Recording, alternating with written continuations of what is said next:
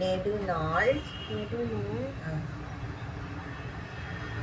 நண்பர்கள் அதை அடர்ந்த காட்டில் வாழ்ந்து வந்தன. நல்ல லவுடாக படிங்க. பார்ப்பதற்கு கொழு கொழுவென்று இருந்தது.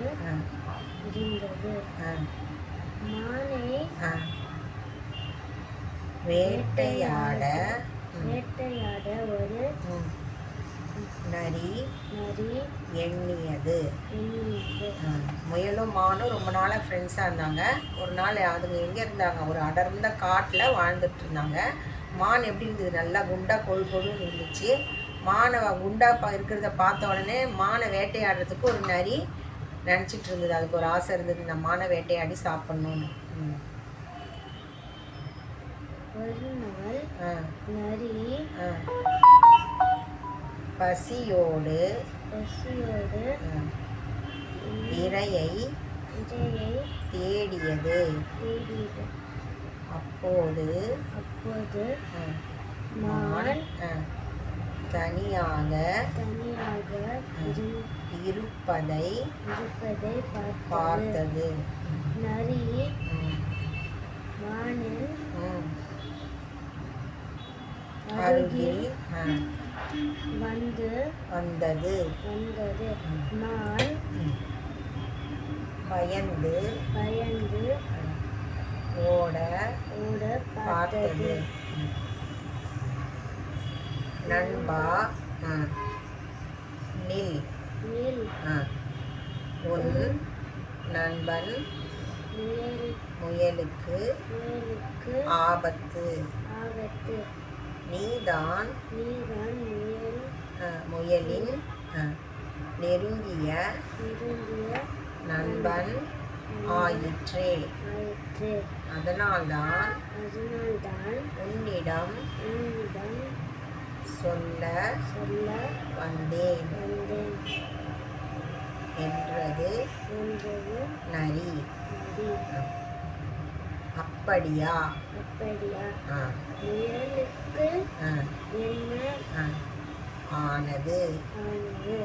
அது எங்கே இருக்கிறது என்று கேட்டது மான்.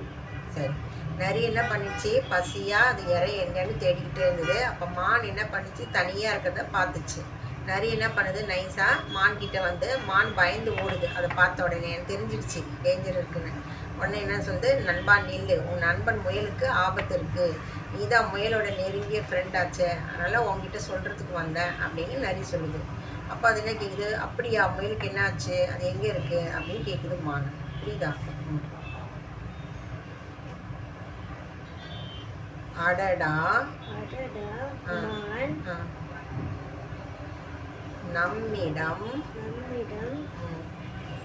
சிக்கிக் கொண்டது என்று மகிழ்ந்தது நரி. முதலில் அதன் இடத்திற்கு அழைத்து சென்று விட. இதை ழான்னு ப்ரொனவுன்ஸ் பண்ணணும். எப்படி ப்ரொனவுன்ஸ் பண்ணணும்? ழா சொல்லுங்க. ழா. அழைத்து சென்று விட வேண்டும் என்று நினைத்தது நரி. வா, உன்னை அழைத்துச் செல்கிறேன் என்று கூறி வேகமாக நடக்க தொடங்கியது. மானும் பின்தொடர்ந்தது. உங்களுக்கு ரீடிங் டெஸ்ட் வைப்பாங்களா ஸ்கூலில்? ரீடிங் அது அசஸ்மெண்ட் பண்ணுவாங்க இல்லையா? அப்போ ரீட் பண்ணும்போது அந்த நம்ம என்ன ரீட் பண்ணுறோமோ அந்த எக்ஸ்ப்ரெஷனை நம்ம வாய்ஸில் கொண்டு வரணும்.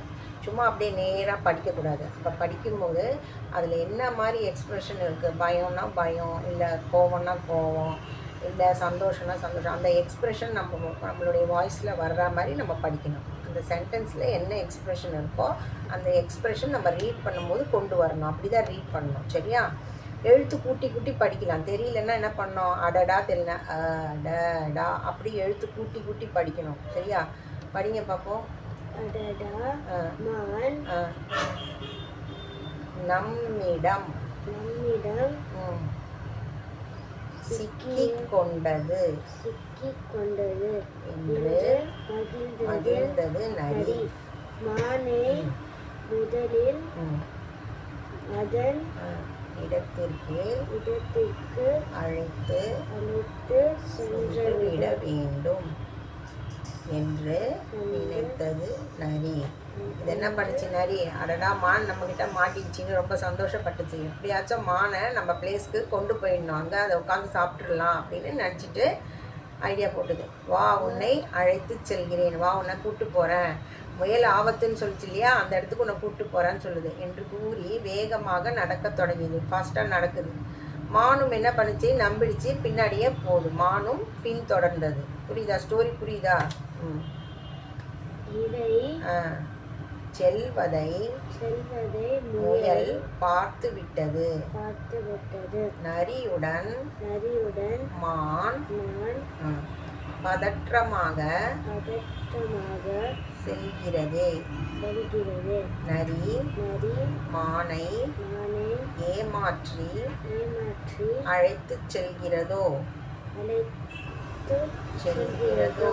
என்ற சந்தேகம் முயலுக்கு எழுந்தது. நரியால் மானுக்கு ஆபத்து என்ற பயம் முயலுக்கு வந்தது. அதனால் வேக வேகமாக ஓடியது. இது கூட்டிட்டு போறத என்ன பண்ணுச்சு, முயல் பார்த்துடுச்சு. ஸோ நரியோட மான் ரொம்ப பதட்டமா போகுது, அப்போ நரி மானை ஏமாத்தி கூட்டிட்டு போதோ அப்படின்னு அதுக்கு ஒரு டவுட் வந்துடுச்சு முயலுக்கு. அப்போ என்ன பண்ணுச்சு, நரியால் மானுக்கு ஆபத்துன்ற பயம் வந்து முயலுக்கு வந்துடுச்சு. அதனால் அது முயல் என்ன பண்ணுச்சு, வேக வேகமாக ஓட ஆரம்பிச்சிடுச்சு. புரியுதா? வருவதை நரி பார்த்து விட்டது. முயலை மான் பார்க்க கூடாது என்பதற்காக வேகத்தை அதிகரித்தது. அதிகரித்ததுன்னா ஜாஸ்தியாக்குச்சு. முயல் பலமுறை அழைத்தது. மான் பதற்றத்தில் இருந்ததால் அழைத்தது அதன் காதுகளில் விழவே இல்லை. ஏதோ ஆபத்து. இதை நாம் தடுத்து நிறுத்தியாக வேண்டும் என்று நினைத்தது முயல். அதனால் எவ்வளவு முடியுமோ அவ்வளவு வேகமாக ஓடி வந்தது.